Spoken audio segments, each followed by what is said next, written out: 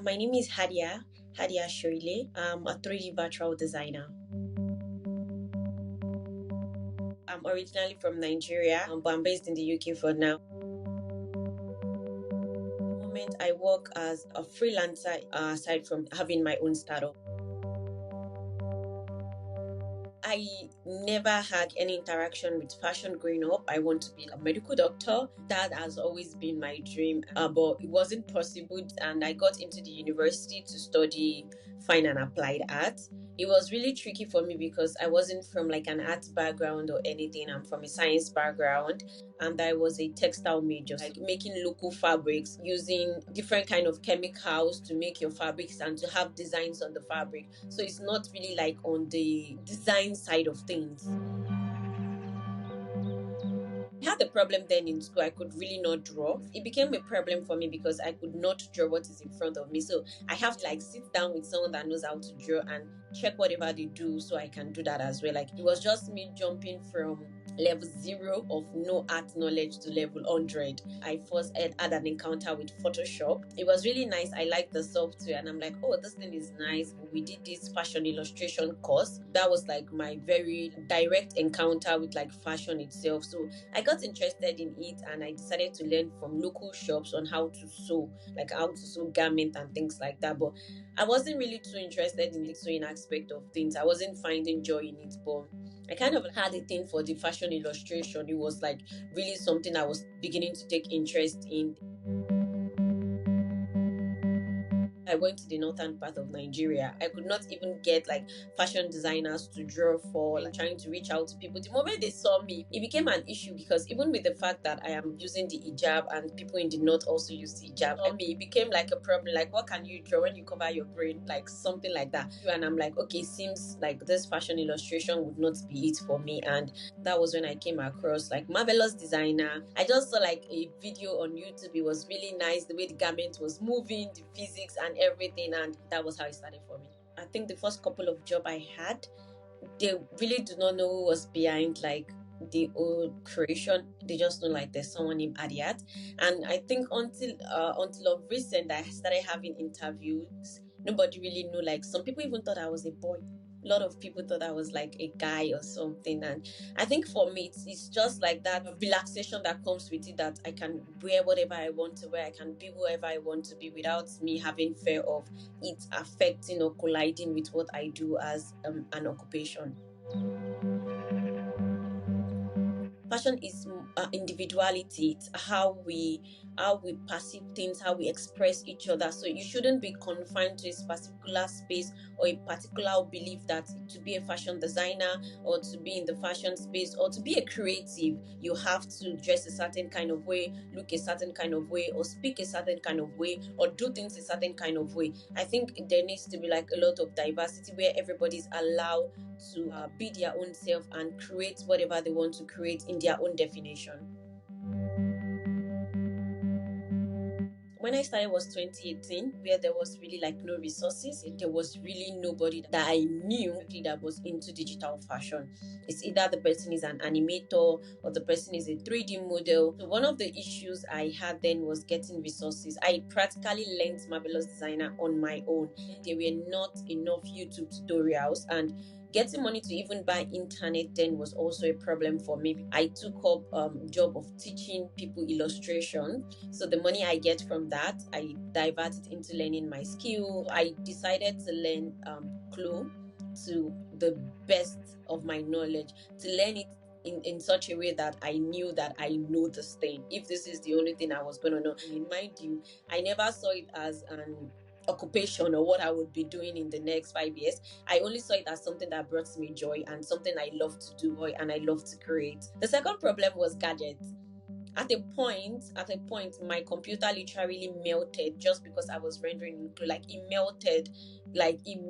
So it was, and I still had to use the computer again. That's how stubborn I was. So I think those were like really like challenges: internet, lights, gadgets, and having resources to learn with.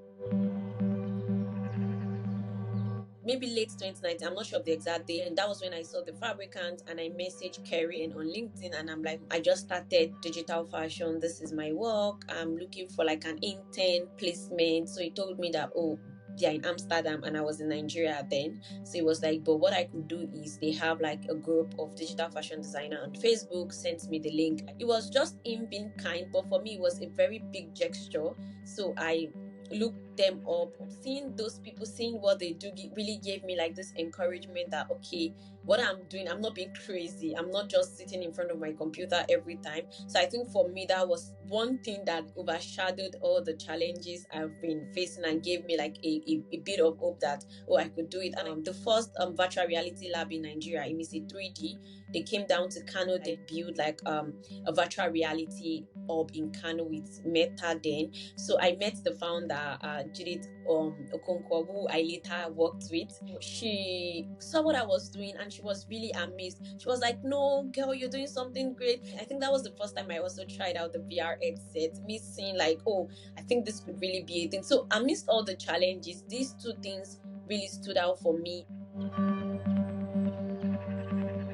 For me, it's my immediate environment, which is Africa, Nigeria.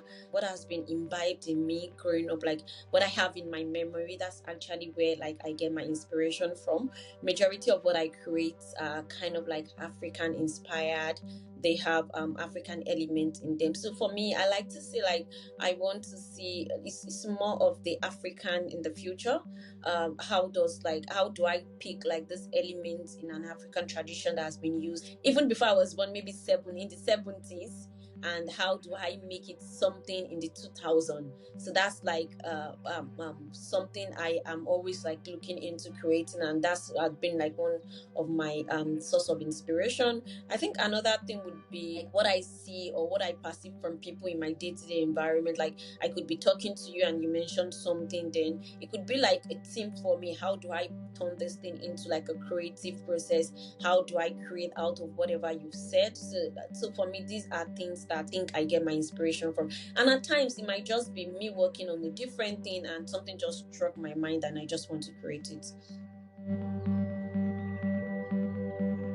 I'm looking forward into creating more digital fashion items this year because I've been really looking more into costume these days. I don't know, I just get excited about it. So I'm looking into like getting more into the game industry and see how digital fashion could really like be used in games. Or how do we have games that really have not all this sci-fi looking garments, but more like draped garment and things like that. I'm really excited about like what the fashion and the game industry can be when it gets combined together. I'm actually trying to create like a platform where people can easily get digital fashion items for game, be more like Sketchfab, just like fashion items, because for me I feel like in games there should be more digital fashion assets, and an indie person, someone that just started to create games, do not have to bother about where do I get clothing and things like that. So this is something I'm really excited about, and yeah, let's just see where it goes. It's actually a negative advice, and the advice was for me to get a life, because I wake up in the morning, press my computer, I don't do anything, I'm always indoors, not making money, just living. Then the person was like, Idiat, don't you think it's time for you to get a life? You're not getting any younger. So I turn it all the way around. So I would like to say that's the best advice I've gotten, because now I've gotten a life. The first thing they should do is learn, and the second thing should be unlearn, and the third thing should be relearn. And in the midst of those three things, you have to be consistent, because if you're not consistent, you will not get there. So it takes courage to start, but it takes consistency to finish. Just start, because digital fashion is at the very high pace. Today you're learning one software, tomorrow everybody's doing another thing. Now there's AI and a couple of things. So you just have to go for it. You need to be determined, and you need to speak out if you need to seek for help. There was nobody coming to help me. Everybody would tell me to get a job. Why waste your time sitting on the computer when you're making nothing from it? Once you learn to an extent, post on social media. I still battle with that at the moment. I don't know how to post so much. I don't know how to do PR for myself. But if you start to do this thing right from the go, I think you would get it right. No matter how bad the work is, just post it on social media. It's a learning curve. When I go down my page and I checked what I had made in 2018, it's nowhere compared to what I would make now. I look at it, and for me, it's a source of encouragement.